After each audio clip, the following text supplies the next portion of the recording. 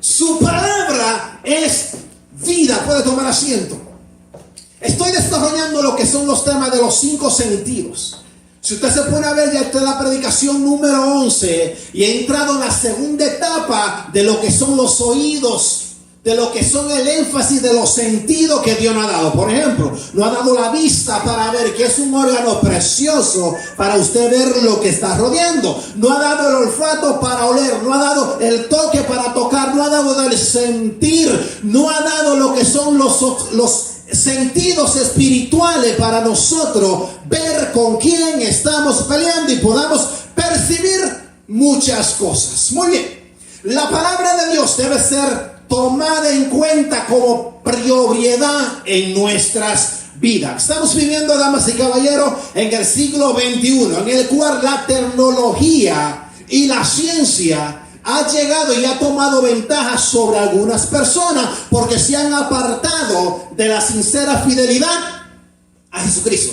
Porque el internet ha avanzado tanto, la ciencia ha avanzado tanto, que el hombre o la mujer se ha apartado de alguna manera u otra. Por ejemplo, en el internet ofrece muchas aplicaciones, servicio a todo dar. El web, lo que es el website, las redes sociales, los juegos multijugadores, como se le llaman, las aplicaciones móviles, el correo electrónico, el intercambio de archivos y los servicios de transmisión de medios.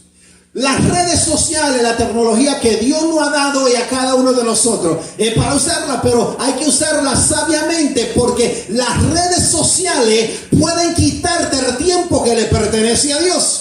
El trabajo puede quitarte el tiempo que le pertenece a Dios. Tu familia puede quitarte el tiempo que le corresponde a Dios. Entonces hay que poner primero a Dios en nuestra vida. Primero en tu casa, prioritario en la mañana, prioritario en la tarde, en la noche, en la madrugada. A todo tiempo agarrar la cruz.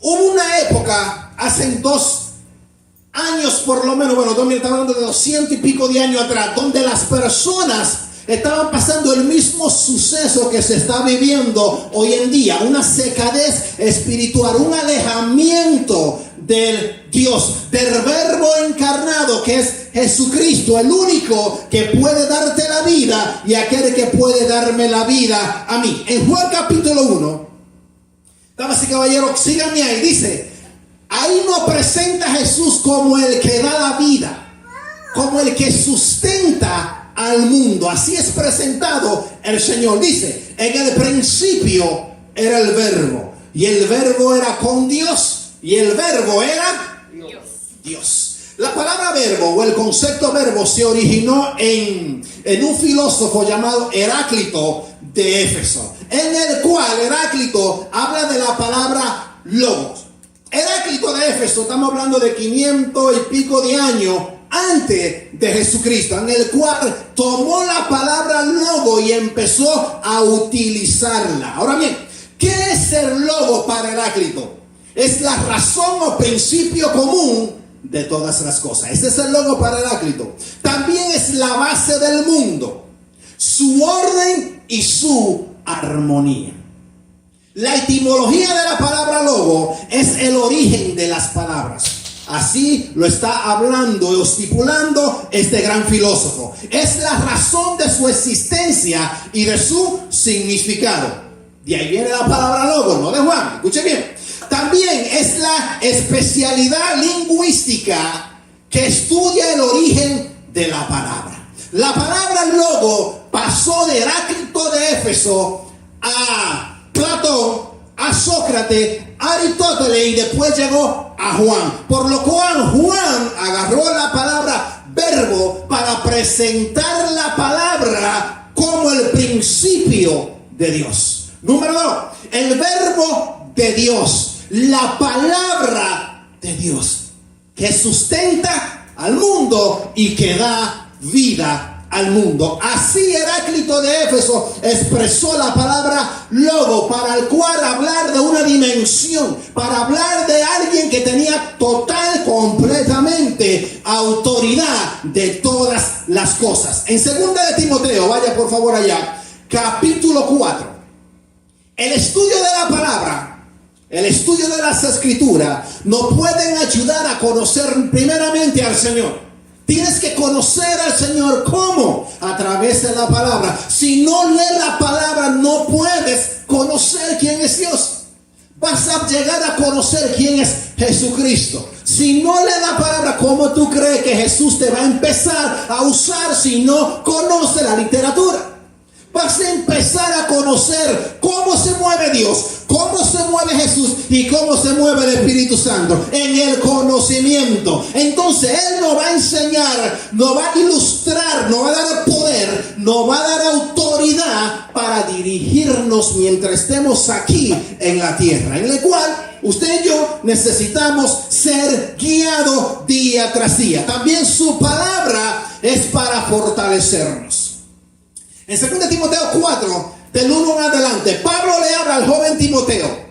Le dice a Timoteo que pronunciara el mensaje de Jesucristo. Dice que pronunciara el mensaje de Jesucristo en todo momento. En todo momento. Para cambiar, número uno, los pensamientos de la persona en el cual Timoteo tenía que predicar. Número 2, para percibir a las personas, captar sus emociones, captar su intelectualismo, captar su raciocinio, para transformar su mente o su manera de pensar, que usted y yo necesitamos actualizar los pensamientos de Dios a la Escritura.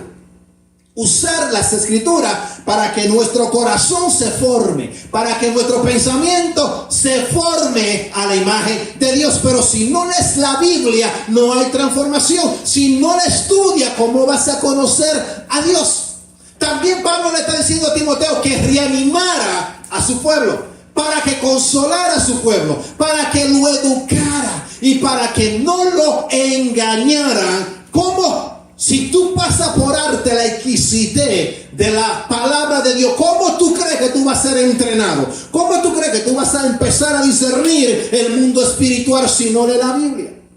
¿Cómo tú vas a entender el conocimiento de Dios como Dios quiere que tú lo entiendas si no lees la Biblia? Si no oramos, si no estamos en meditación con Dios, es imposible. No la vas a poder entender.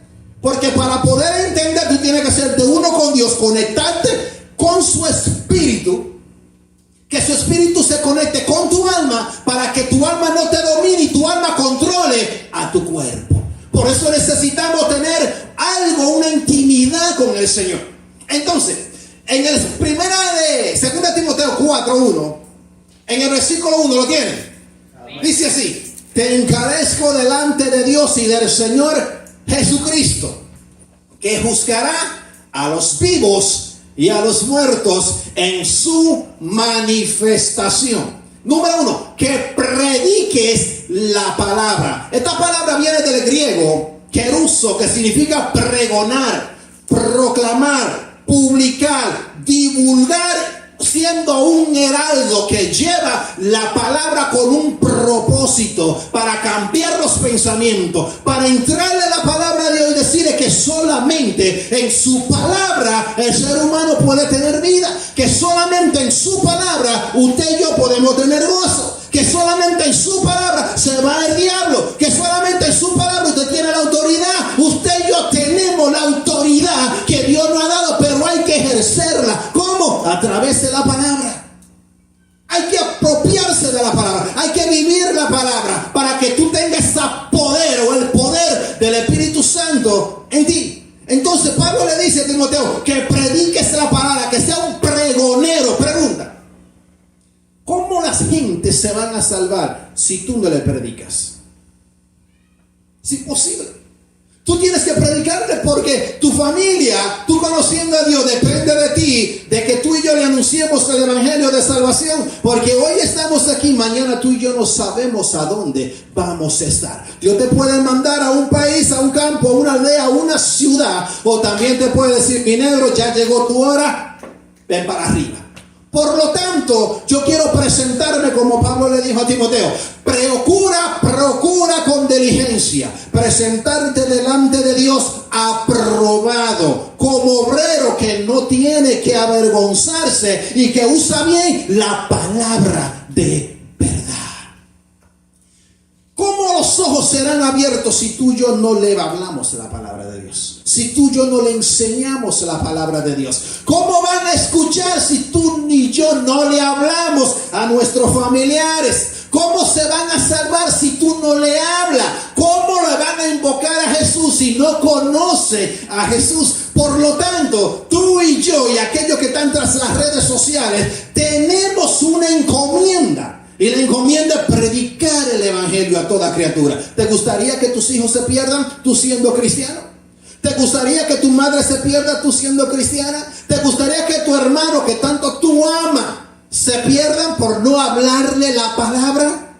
Tú sabes que esa la conciencia se lo va a llevar el resto de tu vida. Dice, pero yo pude hablarle, pero ¿por qué no le hablé? Y ahora ya se fue. ¿Sabes tú si se fue salvo o se fue en condenación? Mira la importancia que tú y yo tenemos de predicarle el evangelio a ese hombre, a esa mujer, a ese anciano, a ese niño, a aquel que está en la calle, a aquel que está en el trabajo, a aquel que está incluso en el supermercado, porque no sabes si es la última vez que tú lo vas a ver.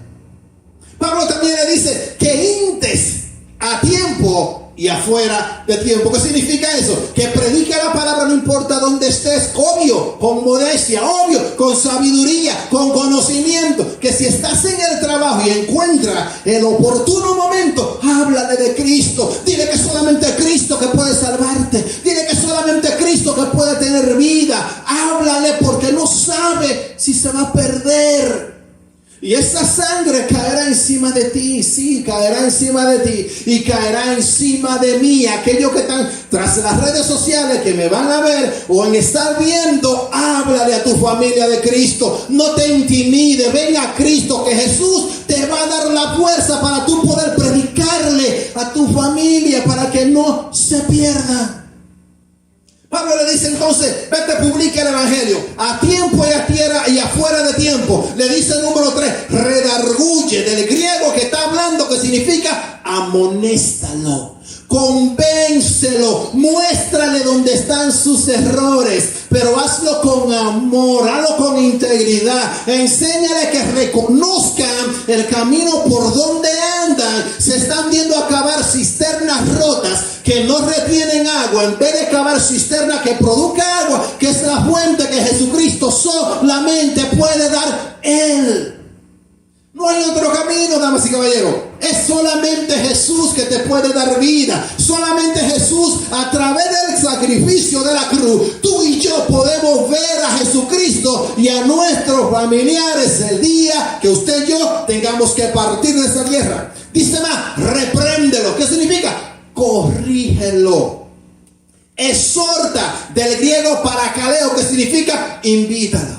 Invítalo a venir a Cristo. Invítalo a convertirse, invítalo a arreglar su vida, invítalo a que cambie su mente, invítalo a que cambie su corazón, invítalo a que sea transformada, que sea transformado. Significa llamar cerca, llámalo, que venga ¿a quién? A Jesucristo, que caminen ¿con quién? Con Jesús, así como caminó Enoc con Dios. ¿Y Dios qué pasó? Hizo, se lo llevó porque caminó con Dios. Significa aliéntalo. Aliéntalo. ¿Qué significa eso? Alentar al que está triste, al que está cansado, al que tiene problemas, al que tiene pensamientos de toda índole emocionalmente que no puede entender. Instalo, háblale, condúcelo, dirígelo. Significa ora. ¿Ora por quién? Tú vas a tener que orar por tu familia. Tú tienes hijos, tú tienes madre, tienes padre, tienes parientes lejanos, cercanos, que se están desviando del camino, que se están alejando del camino de Dios, que se están alejando, están agarrando otro camino que no es el camino de Dios. Por lo tanto, tú y yo debemos de agarrar la rienda. Pregunta a tu familia, ¿cómo está? ¿Está cerca de Dios? ¿Se ha alejado de Dios? ¿Qué ves de diferente que antes tú veías que ahora ya no estás viendo? ¿O qué tú ves hoy en día que antes esa persona no tenía? Aleluya. ¿Cómo lo ves? ¿Cómo está viendo esa persona? ¿Cómo está viendo ese joven? ¿Cómo está viendo a esa anciana que está en su casa? A ese hombre, a ese joven. ¿Cómo lo ves? ¿Le estás hablando de Dios? La importancia de usted y yo hablarles para la salvación. Yo no quiero que mis hijos se pierdan.